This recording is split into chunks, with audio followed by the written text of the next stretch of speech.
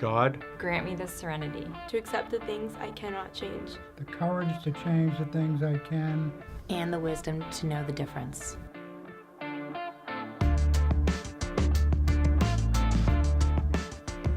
In this edition of Overcoming Addiction, we will speak with family members who have suffered the loss of a loved one due to the disease of addiction. Tonight's guests are Billy Satimio and Denise Cahy. Together we can make a difference. Here's your host, Paul Hammersley. Hi, and welcome to another edition of Overcoming Addiction. I'm Paul Hammersley. I'm the host, and I'm also the president of Malden Overcoming Addiction. And tonight's show is, it's nothing short of one of the hardest shows that we'll ever do, and we're dealing with family members who have lost a loved one. It's never easy to talk about. The show is not easy to host, but the message is important that we're going to try to get across tonight. And with me tonight is Denise Cahy and Billy Satimio. I want to say hi, Denise. How are you? I'm nice. And Billy, how are you? So I'm going to open up with a series of questions for you guys. We're just going to talk. We're just going to have a conversation, maybe find out what happened and how you're doing, what you guys have done to get to the point you're at today. And we can share a little bit with some other families that might be going through what you're going through. And so I'm just going to ask a few questions. And one of them, the first question that comes up to me is, as a parent who's lost a child, what did you tell yourself just to get through every day? Denise. Wow, what gets me through every day is God, basically. It's hard because a lot of mornings I wake up, I see my son's picture, and my breath just catches in my chest, and you feel like it happened today, even though it's been a year and a half. So it's, still hard. But some days I just literally will talk to God all day, and that's what gets me through.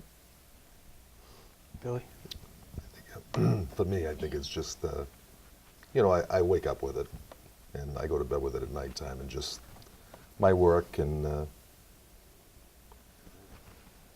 pretty much that's it. I think I come to terms with it a little bit better, after a few, it's been almost 2.5 years, and it doesn't get any easier, but, I think I have a better understanding than I did, 2 years ago, So there might have been feelings that we went through. They talk about stages. And some of the stages they speak of, and let me know, I'm going to just ask the stages, and if these are correct or incorrect, if these are things you went through, please let us know. And they talk about, they say that people go through denial, anger, bargaining, depression, acceptance. Billy, any? Well, for me, that's exactly how it played for me. I remember when early on, right. We had a conversation offline, and you talked about the anger. Right. So some of this is familiar to you. Yes, it is. There was I went through a period of time that I did not feel like Dad of the Year, and that I felt some way, indirectly responsible, you know what I'm saying, for it. And I beat myself up pretty good until one time I just came to the realization that, it really wasn't in my hands. I mean, he made a decision, you know what I'm saying? He made a poor decision that ultimately cost him, his life. But, and then I really came to the point that as I started to get a little bit better and I get a little bit more understanding that, if he was here today, I'd just like to hug the crap out of him, Right. But I was angry, to say the least. In any depression and then acceptance, I think you've just spoke about that briefly, but is that kind of? What do you call it? My drinking picked, I get my it. drinking picked up a little bit, and I probably, my mood was not, I was not my affable self. And then actually my wife, pointed it out to me. She says, you've been, you got to do something, or you got to, see somebody, or, we got to work this out, because, you can't destroy yourself now because, Michael's gone. And the one big life-saving thing for me and how I get through the day is Malden Against Addiction. I've been, a supporter of yours since, since day one. Since day one. And I participated in the first vigil, and I spoke at this year's vigil, and I'll be honest with you, just, I had nothing written down. I just, looked up to the sky and I said, Michael, give me the words, to say. And, I had 175 people quiet, you know what I'm saying, and listen to my story. But, it doesn't make it any easier, only for the simple reason is I'm constantly reminded about it. And I don't mean by my situation. I'm constantly reminded by, I'm always hearing about 1 or 2 young people a week just in our city, okay, that are ODing, okay, over this problem. Yeah. So you identified with the stages. Oh, absolutely. Denise. So Billy's a little bit ahead of you with time. He said it was 2.5 years since his son's been gone, Michael, and your Michael has been 1.5 years. So do any of these feelings hit home for you, or the stages? Have you went through these? Are these on point? Because the message that we're really trying to get across is to parents right now who are in the beginning stages, and we can kind of just let them know, that maybe that, there is a light somewhat, maybe at the end. Yeah, I guess what I have to say is that people don't go through those stages the same. Mm-hmm. Everybody goes through them different. You may not go through them in order. Denial, yeah. I got a knock on my door at 7 o'clock in the morning telling me that my son had passed, and they wouldn't let me see him for 5 days. And I honestly hoped it wasn't him, And that, continued probably for about a year, because it wasn't strange for me and Michael not to talk for a month or 2. He, when he was using, he wouldn't bring that near me. He didn't want to hurt me with that, so sometimes there were periods. So I just kept thinking, he's going to come home, he's going to call. And yes, I went through a very angry period, mad at him, like, why couldn't you just stay here? Definitely identify with the guilty feelings. We were supposed to go out to breakfast the morning that he left, and I just had surgery, so I wasn't really feeling up to it, and I said, can we do it tomorrow? And I didn't get that chance. So, I still deal with, guilt, not every single day of my life, but, certain things trigger it. But I will say, I've heard from, I'm on a site on Facebook that's a closed group for parents who have lost a child to SUD. And, so I've talked to many, many people. And what I've heard is, the first year you're in shock. The second year is kind of the worst, because the reality really sets in. And the moms and dads that I'm speaking to that are in their 3rd year are doing much better. So yeah, there is hope. There is hope. There is hope. I don't want to make it sound like it's all, terrible, but obviously anybody knows, there's just... It's unthinkable. I can only imagine. Put it this way, until I die and I can be with my son again, I'm not going to be the same ever. As time goes on, can function better. I guess that's, Well, I didn't say it at the beginning of the show, and I'm going to say it right now, and I am so sorry. to both of you for your loss. I just want to put that out there right now. Thank you. Yeah, and another question, did either one of you, did you have any idea that they might be using, or were there any signs just so people could look for, you know, was any writing on the wall, like, or was there not? Billy? Well, I think there were a couple of signs that I probably overlooked, and one of them was, you know, not, he wasn't really up on being to work on time. He changed jobs a few times. Maybe, I don't know. It was just so far, I was just so taken back by it. It just, I didn't have that, he was having a problem, and, you know, we were fighting together, we were struggling together to, you know, to overcome it. I mean, this was sudden to me. And he had moved from Malden to stay with his grandmother in part of Gloucester.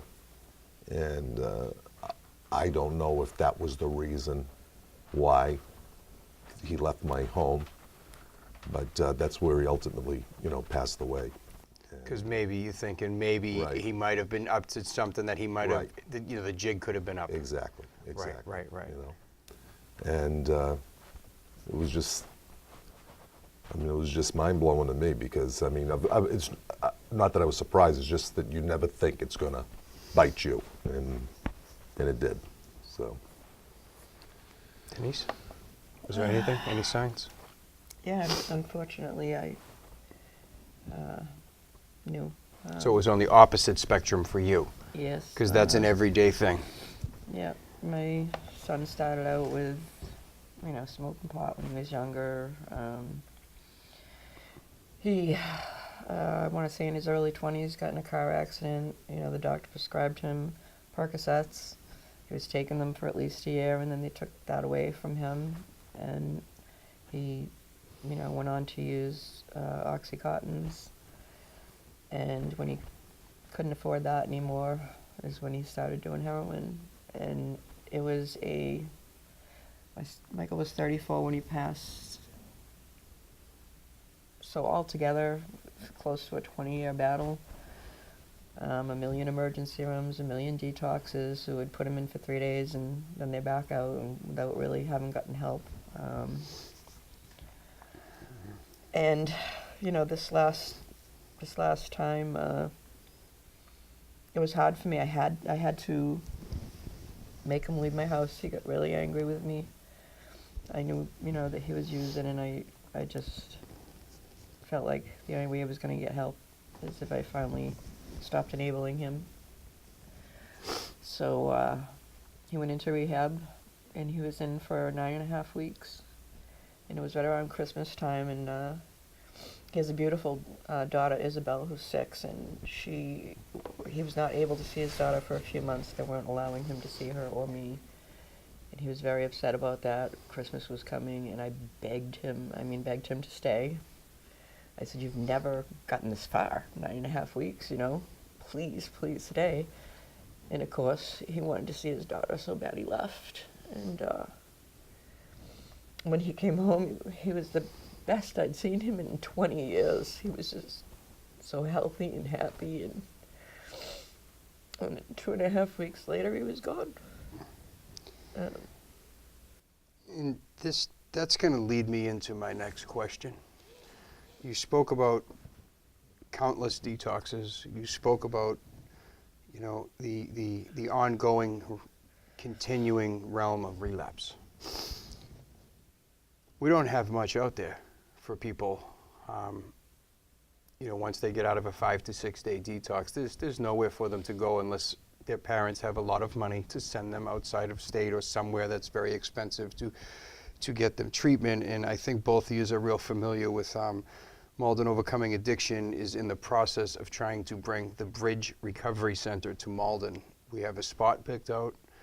We have a plan in place. We have partners in place. What we don't have is the funding, and we're working very closely with our state delegation, and unfortunately, we were just told that, the money's being cut across the board. There was supposed to be $1 million that got put into a line item for recovery centers in Massachusetts, and they've cut it out. They've put only $250,000 into that line item, which we don't know even if we can get our hands on that. So with all that being said, the question I have for you, for both of you, is do you believe at all in your heart that if something like that, if a recovery center was available, do you think that might have made a difference in your son's life? Absolutely, for my son, absolutely. Michael, was homeless for years. He was sleeping in shelters. He was sleeping on park benches. Sores on his feet from walking around all day. Because he had no place to go. He had no place to go, exactly. He had no place to go. And still, he donated his time right here in Malden, because he lived most of his life in Malden. He donated his time to, feeding homeless people meals. He would go, I can't remember the name Bread of the of place. Life. Bread of Life, yes, here in Malden, yes. And he would go and donate his time there. And he enjoyed it. He enjoyed it. So if there was a place where people could go and everyone was an equal, peer to peer, that everyone's just trying to do the right thing, like a home base, just so everyone that might be trying to get their life together, you could look to the person next to you, left or right, and that particular person is going through exactly what you're going through and they understand. Recovery centers are proven to be successful in every community that they're in. They're only in 10 communities across the state, so I just wanted to know if you felt that maybe that might have made a difference. I didn't have the opportunity, you know what I'm saying, to get involved or to help him or save him, because I was completely unaware. But we would have had, it would have been nice to know something like this existed, or that there was resources out there, because, who do you turn to? You know what I'm saying? Who do you turn to?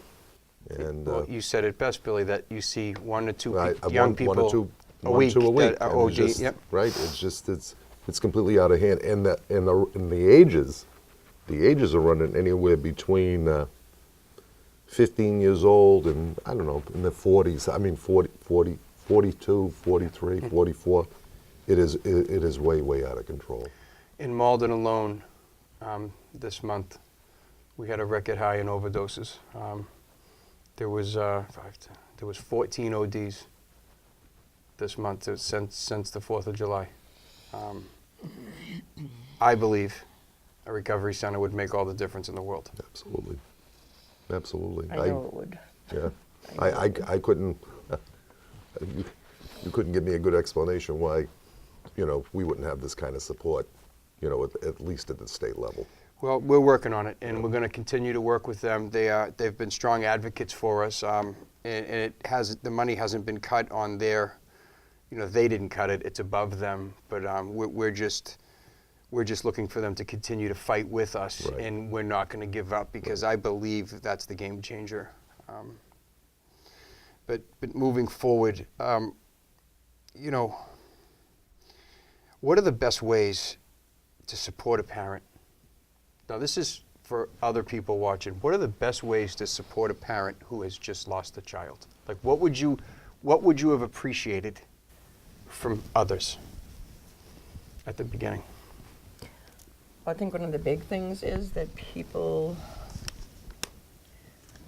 need to be mindful of what they say to somebody who's lost a child. I got the comment an awful lot that, well, would Michael want you to be feeling this way? And it doesn't bother me so much now, but in the beginning it was real hurtful, because I didn't want Michael to leave me either. And that was my thought. The second they said that to me, I'd just immediately get angry and say, well, he left me. Was he thinking of how it was going to, what it was going to do to me, I think the best thing for somebody to say is, I'm sorry for your loss, and leave it at that, especially when it comes to the funeral wake, and shortly thereafter, And people,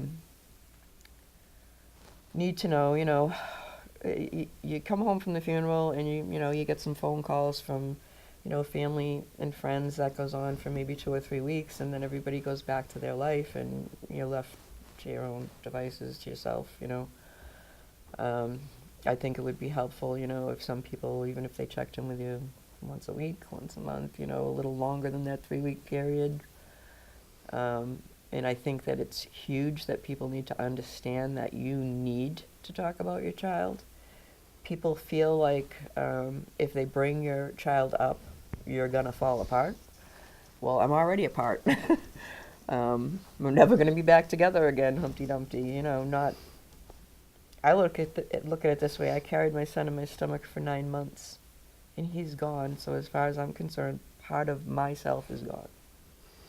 That's never going to change. And so now, what helps me get through is remembering my son and keeping him alive, that way, through memories and, different, one of my own family members, I heard a song one day going over to my mom's house, and I played it for her, and I was talking about him, and he goes into this huge lecture about how I need to move on and blah, blah, blah. And I said, look, that's not what I need from you.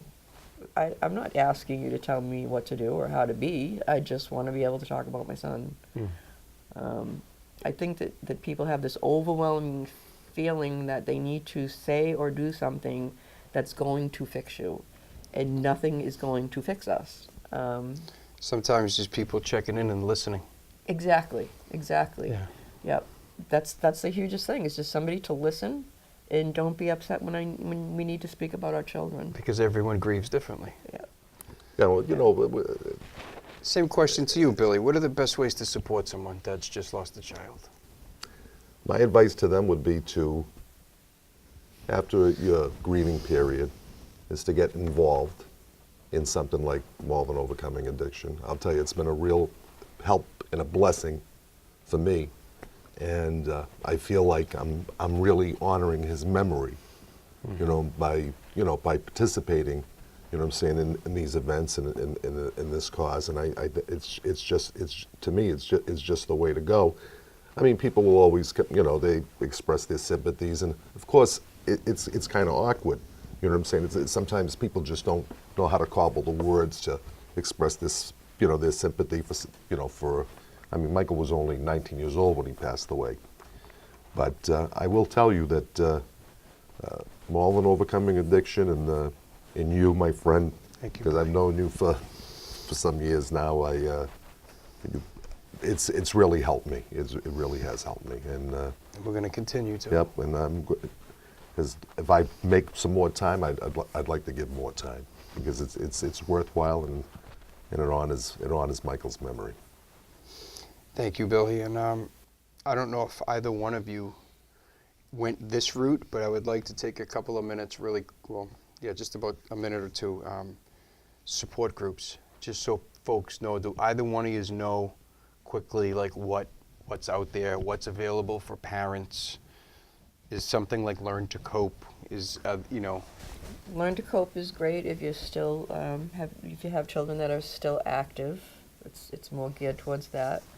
Then there's GRASP, which is, you can just look up grasp.com, Google it. GRASP? Yes, and they have meetings in Saugus, Everett, Reading, a few other places. And online, there's a closed group, which, you just go on and fill out an application and they get right back to you, called Team Share Mass, I believe, Team Share Mass, and that's on Facebook. And there's a lot of few others on Facebook. I don't exactly know the names, but there's a few other closed groups like that too that you can get involved with on Facebook. Billy? So, yeah. Did you do anything? Do you know of anything, or did you? It's funny because I wasn't aware of anything. I mean, it was. And that's why I'm bringing it up. I wasn't aware of anything, and I'll be honest with you.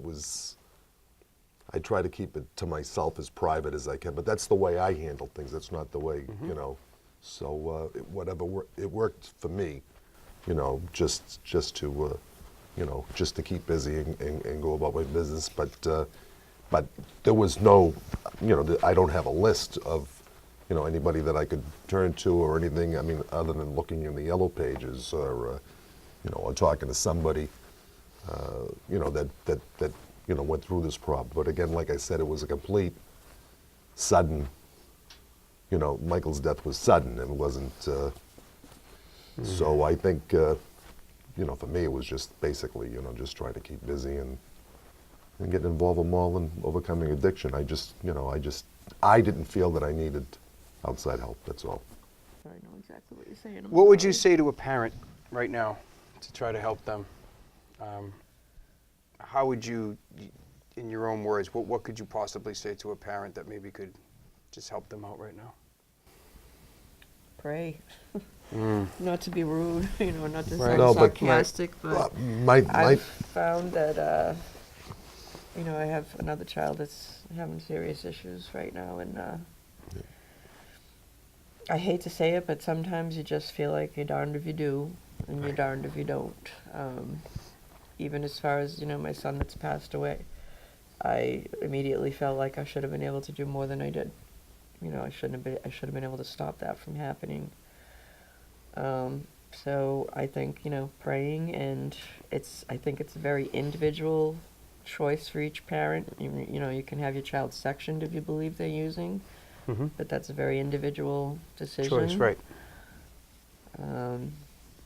But I think for the parents themselves, definitely get to learn to cope, or a group, because then you're made more aware of, what to look for and how to help your child. So, Billy, in a couple of seconds. just quickly, I think we all know somebody that might be in the throes of addiction, and a lot of times this is kept quiet. I think if you know something, okay, you should reach out to somebody that knows them or their family and try to get the ball rolling for help, because there's some kind of unwritten code, or that this code of silence that especially a lot of young people have, that they don't want to tell on each other, and it's like the big secret. But I think if you know something or you suspect something, say something.